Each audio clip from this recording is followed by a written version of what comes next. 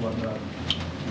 Where does the city's responsibility start and stop? Where does the Red Cross's responsibility start and stop? And response to any supplies there and cots and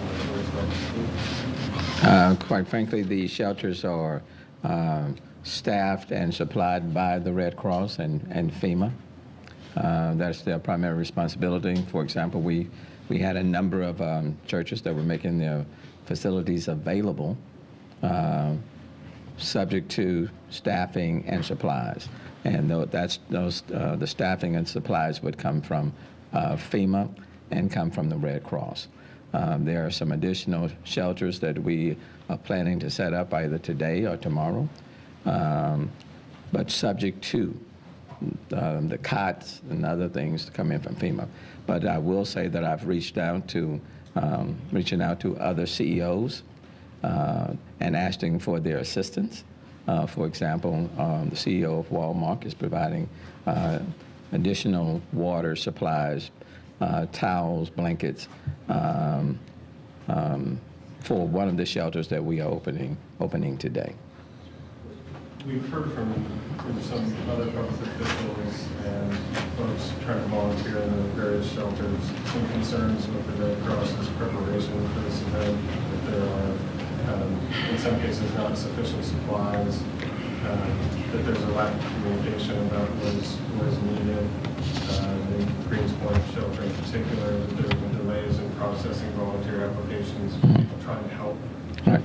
Have you heard that? Do you share Well, I mean, the round, and I think we have to put this particular storm in a proper context. Number one, the rainfall was simply unprecedented, and the rainfall was very widespread, and it just didn't impact Houston, Harris County. It impacted all of the counties around it, and so yes, you know, we are still waiting on FEMA and the Red Cross to provide the necessary supplies and staffing for all of the shelters that exist and those that may be needed. So everybody is being pushed. Everybody is being pushed, and that's why it's important to work as a team. And you don't just rely on any one or two sources. It's going to take all of us in order to meet the needs. So you know, I just got off the phone, for example, with the Secretary of Energy, Rick Perry, who's making calls and has made calls to assist in getting supplies from FEMA. We know that the airports are functional, just not for commercial flights, but to utilize Hobby or Intercontinental to fly supplies in as quickly as possible. And I thank him for reaching out and for his assistance. So it's a collective effort. This is a look. This what has occurred in not only in our city but in our region in many ways has been of historic proportions. That's one of the reasons why we're standing here with you today. So everybody is putting forth that extra effort. You know, if Sergeant Perez, for example, who was scheduled to report in the downtown area, if he had decided after 2.5 hours of driving around, let me just go back home, okay, we wouldn't be standing where we stand today. But he went that extra effort. So we're all having to go to the extra effort.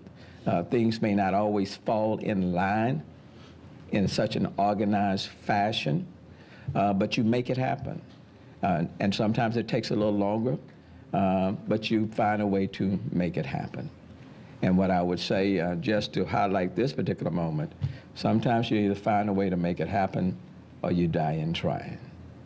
And at this particular moment, Sergeant Perez lost his life because he tried to make it happen. He tried to get at his post. He tried to do his best to be in a position to serve the people in the city of Houston, and he died in trying. That's the ultimate sacrifice. And that's what we're all trying to do each and every day. When I ask these individuals to go out and serve the people in this city, and many of them are going out and they don't have their medicine, okay? They don't have their prescriptions. Like indicated today, they're leaving their families, and there's water rising on their street, in their neighborhood. they're putting forth the extra effort. Now, sometimes they may not get to their posts on time because of certain things. It doesn't mean that people don't care. And so I'm not in a position today I'm not in a position to criticize FEMA or Red Cross or anybody else. The only thing I can say to you is that we need people's support. We need people to step up, do their very best. And if they do that, I'm good. And then after all of this is over, and after people are out of harm's way, and after people are in a better position, then we can sit down, analyze, discuss, debrief, decide what we did right, what we didn't do right, how we could do it better.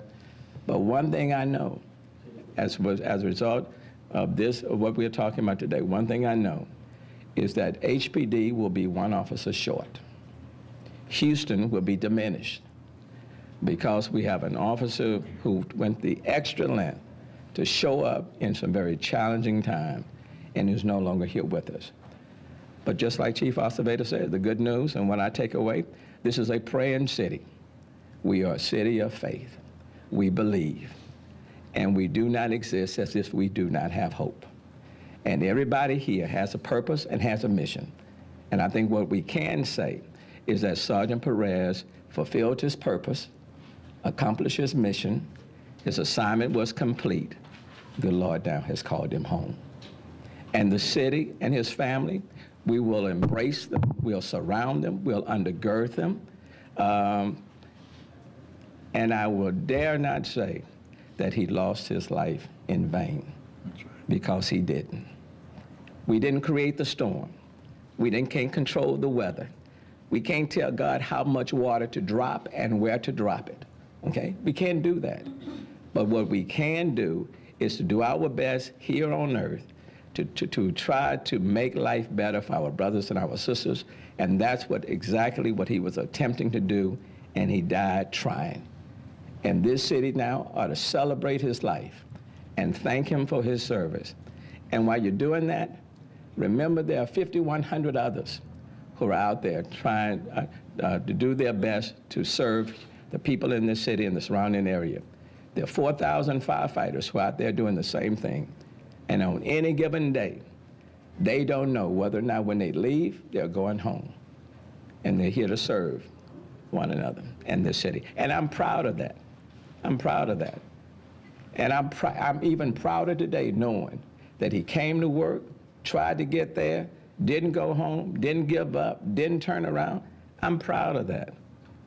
His family should be extremely proud of that. And the city of Houston ought to be extremely proud of that. And anybody walking around with negative thoughts, negative attitudes, check yourself. Check yourself. Because the reality is, people are so good in this city, and first responders are so committed to this city that they are willing to go to the extra mile. So this is not the time to engage in negativity or add toxicity in the air when we have people out here serving this city and giving their lives up for this city. And the city of Houston will honor him, will celebrate him, and we're going to embrace this family. And we're going to support all of our law enforcement personnel and our firefighters. And Chief, I will not apologize to anyone or for anybody who takes the time to feed any of these police officers or these firefighters. I don't care how many times you feed them. You can't feed them enough. I don't care what you do for them. You can't do enough. We can never say thank you enough. But what we certainly can do as a city is we can pray for them, we can undergird them, we can support them, and we can let them know that the work they do is not in vain. Amen. Okay? Amen. Thank you so very much. Well said.